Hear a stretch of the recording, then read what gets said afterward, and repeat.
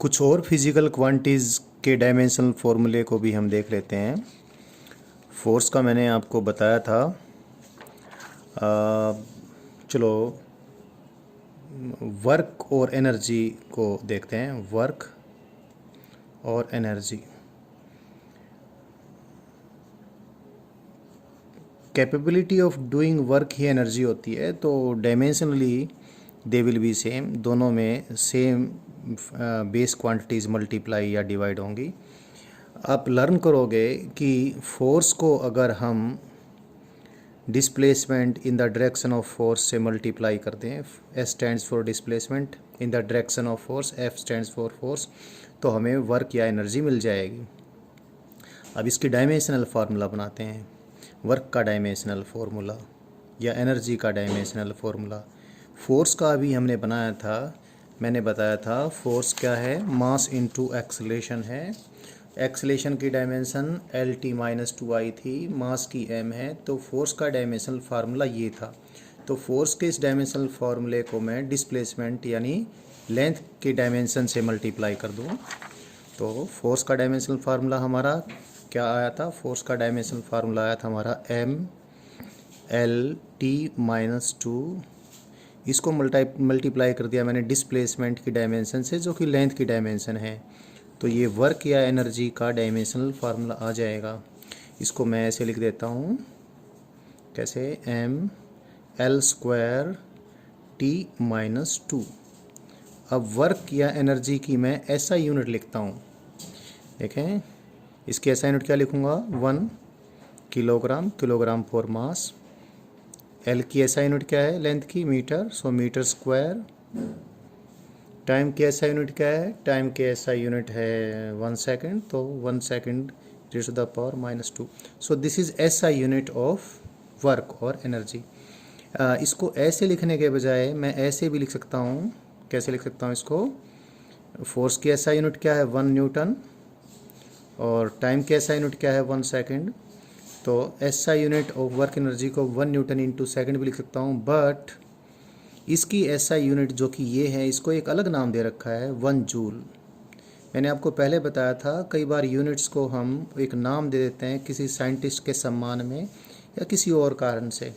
सो हम वर्क की ऐसा यूनिट को 1 जूल कहते हैं, but take care 1 joule is 1 newton into second, that is 1 kilogram metre square per second square. एक और कुछ एक फिजिकल क्वांटिटीज और देख लेते हैं। पावर की बात करें हम, you will learn and you might be knowing about it, कुछ आपको मालूम ज़रूर होगा, आगे भी आपको मालूम पड़ेगा। Power is rate of doing work, that is work done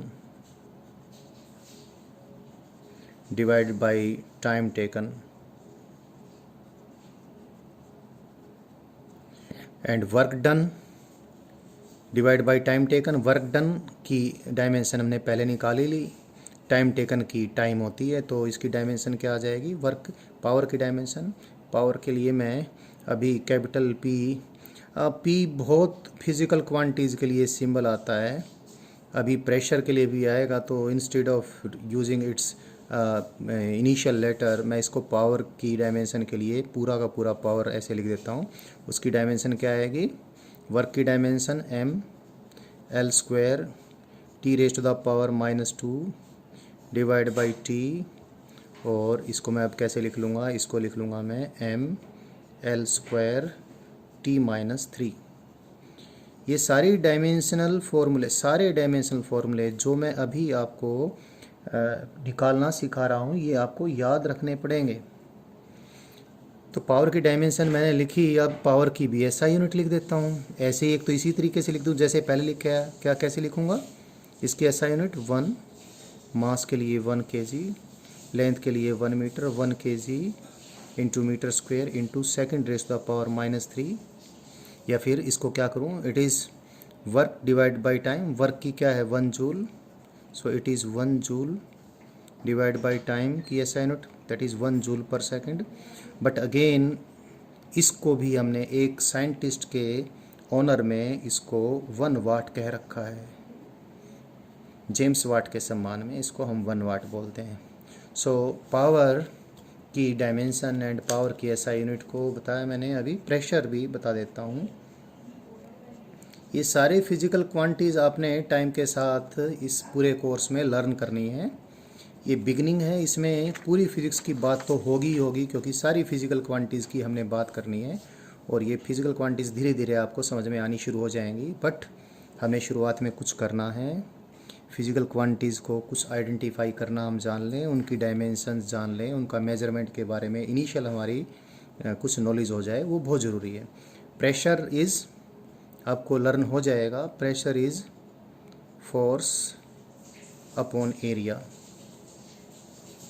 और फोर्स अपॉन एरिया हम करेंगे। फोर्स की भी डायमेंशन मालूम है, एरिया की भी डायमेंशन मालूम है, तो प्रेशर की डायमेंशन क्या होगी? फोर्स की क्या आई थी अभी हमने देखा पहले, mL/T-2। मैं आपको वापस से पेज पलट के दिखा देता हूँ। फोर्स की ये डायमेंशन आई थी mL/T-2 force upon area L². So the dimensions of pressure are mL-1 T-2. This is the dimensional formula of pressure. इसकी SI यूनिट लिखूँ, इट्स SI यूनिट, फोर्स की SI यूनिट डिवाइड बाई, ऐसे भी लिख सकते हैं और ये तो है ही है, ऐसे ही लिखें, it is 1 kg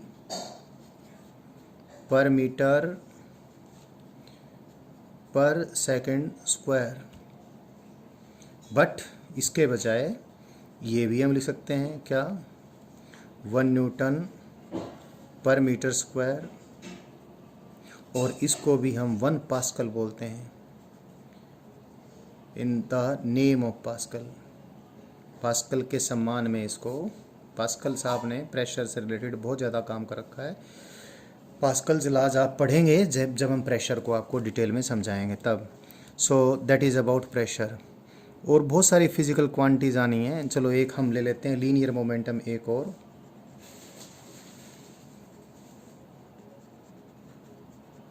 linear momentum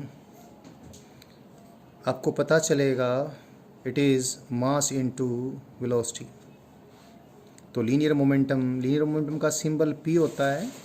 अब मैं इतना बड़ा लिखने के बजाय लीनियर मोमेंटम के सिंबल P को ही यूज़ कर लूँ, P is equal to this. So P की डायमेंशन यानी लीनियर मोमेंटम की डायमेंशन, मास की डायमेंशन इंटू वेलोसिटी की डायमेंशन। मास की डायमेंशन m है, वेलोसिटी की डायमेंशन अभी हमने देखी थी L/T-1 थी, तो लीनियर मोमेंटम की डायमेंशन ये आ गई। SI यूनिट क्या आई? इसकी SI यूनिट आ गई 1 kg मीटर पर second. So that is about linear momentum. मैंने अभी कुछ एक फिज़िकल क्वांटिटीज़ की डायमेंशन लिख के बताई हैं और उनकी SI यूनिट्स को मैंने आपको टीच किया है।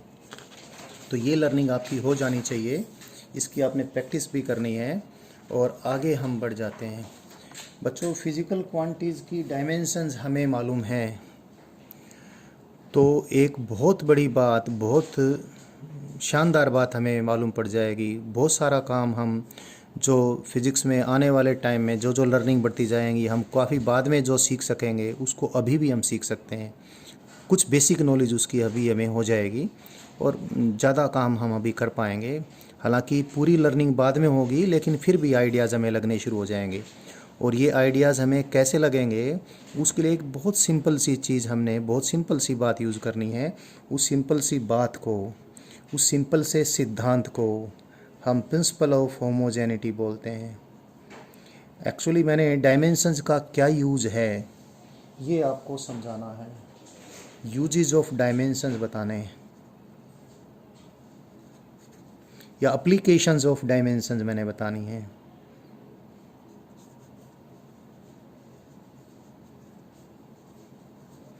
या फिर मैं ये कहूँ कि मैंने आपको डायमेंशनल एनालिसिस सिखाना है, और जो बहुत इम्पोर्टेंट, बहुत बड़ी चीज़ है। डायमेंशनल एनालिसिस का मायना ये है कि डिफरेंट फिज़िकल क्वांटिटीज़ की डायमेंशंस कंपेयर करके हमने किसी सिचुएशन को एनालाइज करना सीखना है। कोई सिचुएशन ठीक है, कोई इक्वेशन ठीक है या ठीक नहीं है, कोई इक्वेशन हम फॉर्मुलेट कर सकते हैं या नहीं कर सकते हैं, तो हम क्या करेंगे, डिफरेंट डिफरेंट फिजिकल क्वांटिटीज़ किसी इवेंट में शामिल होंगी तो आपस में किस प्रकार से इंटरेक्ट करेंगी और वो उनका इंटरेक्शन हम उनकी डायमेंशंस के फॉर्म में एनालाइज कर लेंगे। तो जो भी एनालिसिस होगी हम डायमेंशनल एनालिसिस कहेंगे और वो डायमेंशनल एनालिसिस काफ़ी यूज़फुल है और उन्हीं यूज़ों को हम इन यूजेस को हम यूजेस ऑफ डायमेंशंस बोलते हैं। और ये सारे यूजेस, ये पूरी डायमेंशनल एनालिसिस एक बिल्कुल सिंपल सी लेकिन बहुत इम्पोर्टेंट बात पे बेस्ड है, उसको हम बोलते हैं प्रिंसिपल ऑफ होमोजेनिटी।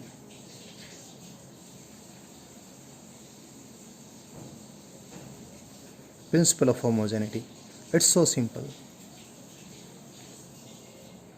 इसको मैं एक बिल्कुल फ़नी एग्जांपल के फॉर्म में बताऊं।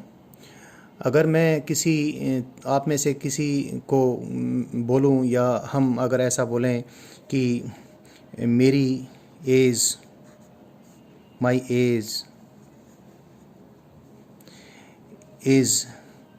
इज़ ग्रेटर देन 30 किलोग्राम, तो दैट इज़ अब्सर्ड। एज तो टाइम है और किलोग्राम मास है। एज का यानी टाइम का मास से कोई कंपैरिजन नहीं हो सकता। अगर मैं ये बोलूँ my age, if I write something like my age plus 30 kg is equal to 50 metre,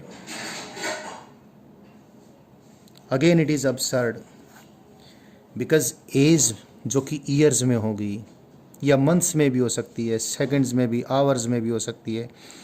as में मैं यानी ईयर्स में मैं किलोग्राम ऐड नहीं कर सकता हूँ, ना ही सबट्रैक्ट कर सकता हूँ और ना ही इनको मैं बराबर या इक्वल या ग्रेटर दैन या लेसर दैन लेंथ कर सकता हूँ। सो ये जो चीज़ें हैं अब्सर्ड हैं। इससे आप काफ़ी कुछ लर्न कर रहे होगे, अभी लर्निंग और हो जाएगी।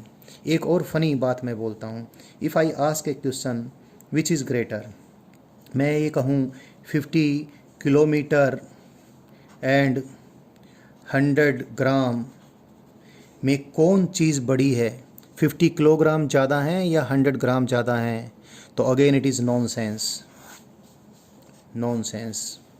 It makes no sense.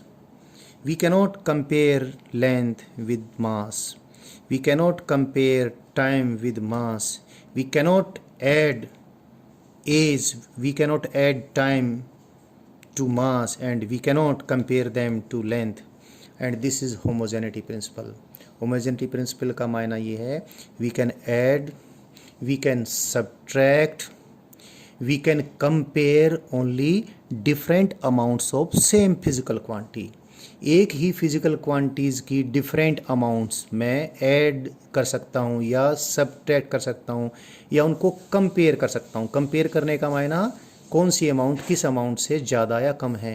मैं ये कह सकता हूँ 1 month is greater than 1 hour, 1 month is greater than 24 hours, बट ये नहीं कह सकता मैं 1 month is greater than 100 kg। तो this is homogeneity principle. It's very simple but very interesting and useful as well. इसी के ऊपर पूरी डायमेंशन एनालिसिस बेस्ड है और ये कैसे होगी ये मैंने आपको अभी बताना है।